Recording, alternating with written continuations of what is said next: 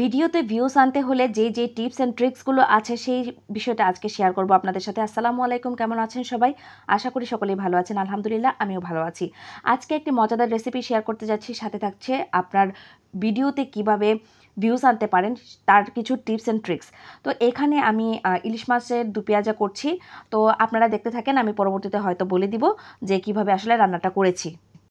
অনেকেই আমাকে personally knock করছেন যে আপু কিভাবে ভিউজ বাড়ানো যায়, আপনার কিভাবে ভিউজ বাড়ছে, সব কিছু মিলেই আসলে এত উত্তর দেওয়া তো সম্ভব হয় না, কারণ পার্সোনালি অনেকেই নক করছেন, অনেকের উত্তর দিতে পারছি, অনেকের উত্তর দিতে পারছি না, আমার সময়েরও স্বল্পতা থাকে। ভাবলাম যে যেহেতু রেসিপিটা শেয়ার করতেই হবে, সেই ক্ষেত্রে দেখা যায় কি যে আপনাদেরকে যদি এই টিপসগুলো বলেও দেই আর আপনারা রেসিপিটাও দেখে নেন, তাহলে কিন্তু এইভাবে তৈরি করে খেতেও পারবেন। অনেকে এভাবে খান না, বা এক একজনের রান্নার ধরন এক এক রকম থাকে, এক এক এলাকার খাবার এক এক রকম থাকে, এক এক এলাকার মানে রান্নার প্রসেসিং থাকে আলাদা। তারপরে ধরেন একেকজনের রুচি থাকে এক এক রকম, সব মিলিয়ে কিন্তু আলাদা হয়। তো যাই হোক, আমি কথা না বাড়িয়ে আমার মূল কথায় চলে যাই। যে অনেকে আমাকে বলছে যে রিসেন্ট আমার কিছু কিছু ভিডিও মাশাল্লাহ ফর ইউতে যাচ্ছে, ফেসবুক পেজের জন্য বলছি। ইউটিউব চ্যানেলে যেহেতু আমি অ্যাক্টিভ থাকি না, সেই জন্য ইউটিউবে আমার ভিউজ খুবই কম। ইউটিউবের কিছু টিপসও আপনাদেরকে বলবো, যারা ইউটিউবে কাজ করতে চাচ্ছেন বা কাজ করছেন তাদের জন্য কিছু কথা বলবো অবশ্যই। তো যাই হোক, ফেসবুক নিয়ে প্রথমে কথাটা বলি, যে কথাটা বলছিলাম যে ভিউজ কীভাবে বাড়ানো সম্ভব হয়।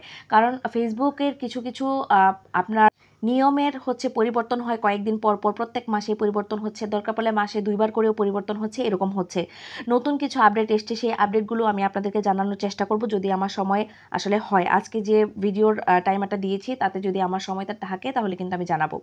তো ভিডিওর ভিউজ আনতে হলে আপনার বেশি বেশি করে অন্যের ভিডিও দেখতে হবে। ফেসবুক যে ভিডিওগুলো আপনার সামনে এনে দিচ্ছে সেই ভিডিওগুলো অবশ্যই দেখবেন, কারণ ওনারাই সাজেস্ট করছে আপনাদেরকে এই ভিডিওগুলো দেখার জন্য। সেই জন্য কিন্তু ভিডিওগুলো দেখবেন, দেখে আপনি ভিডিও রিলেটেড কমেন্ট করবেন, কোনো কপি পোস্ট করবেন না। যে আমরা দেখা যায় কি অনেকে এরকম করে থাকে যে কিছু কিছু কমেন্ট লিখে তারপর কপি করে রেখে দেয়, পিন করে রেখে দেয়, পরবর্তীতে শুধু অন্যের ভিডিওতে গিয়ে সেটাকে পোস্ট করে দেয়।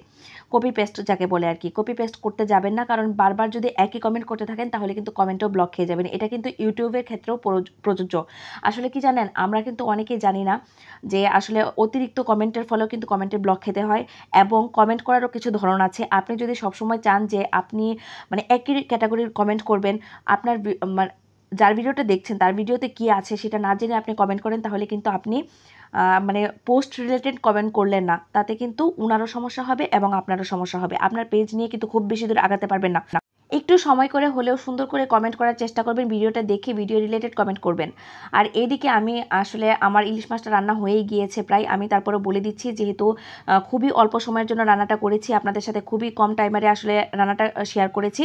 সেক্ষেত্রে পেঁয়াজ কুচি করে পরে মশলাগুলো দিয়েছি, পেঁয়াজ বাটা দিয়েছি আর রসুন বাটা দিয়েছি, খুবই সামান্য পরিমাণে, রসুন বাটা না দিলেও চলবে, সমস্যা নেই। আর এদিকে দিয়েছি হলুদ গুঁড়ো, মরিচ গুঁড়ো আর ধনিয়া গুঁড়ো।